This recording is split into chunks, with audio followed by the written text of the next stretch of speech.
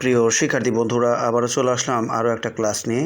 এই ক্লাসে ডিজিটাল প্রযুক্তি বিষয়ক একটি গুরুত্বপূর্ণ প্রশ্নের উত্তর তোমাদেরকে শেখাবো। সেটা হলো কপিরাইট কী এবং এই কপিরাইট সুরক্ষার অধীনে থাকা কাজগুলোর নাম আমরা এই ভিডিওতে শিখব। তো চলে আছি মূল পড়ার দিকে। বন্ধুরা, প্রথমে হচ্ছে কপিরাইট সম্পর্কে বলি। কপিরাইট হলো এমন একটি আইনি সুরক্ষা যা মূল সৃজনশীল কাজগুলোকে রক্ষা করে।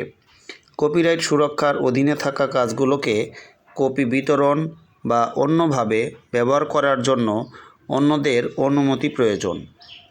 কপিরাইট সুরক্ষার অধীনে থাকা কাজগুলোর মধ্যে রয়েছে লেখনী, সঙ্গীত, চিত্রকর্ম, ফটোগ্রাফ, ভিডিও ইত্যাদি। তো শিক্ষার্থী বন্ধুরা, তোমরা মনে রাখবে, কপিরাইট হলো এমন একটা আইনি সুরক্ষা যা কোনো একজন ব্যক্তির সৃজনশীল কাজগুলোকে রক্ষা করে।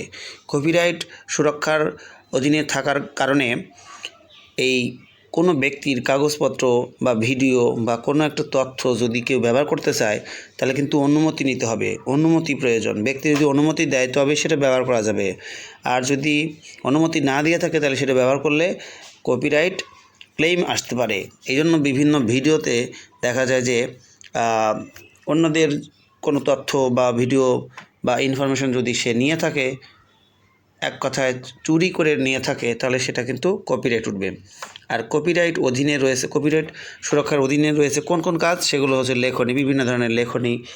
লেখনীর মধ্যে রয়েছে বই, নিবন্ধ, অন্যান্য পাঠ্য যে বিষয়গুলো রয়েছে। সঙ্গীতের মধ্যে রয়েছে গান, সুর, অন্যান্য সঙ্গীত। যেমন একটা গানের মিউজিক বা সঙ্গীত ব্যবহার করলেই কপিরাইট উঠে পড়বো। সুরও কিন্তু এরকমই। এছাড়া চিত্রকর্ম, পেন্টিং, স্কুলপত্র, অন্যান্য চিত্র কিন্তু যদি কেউ নকল করে তাহলে সেটা কী হয়ে যাবে?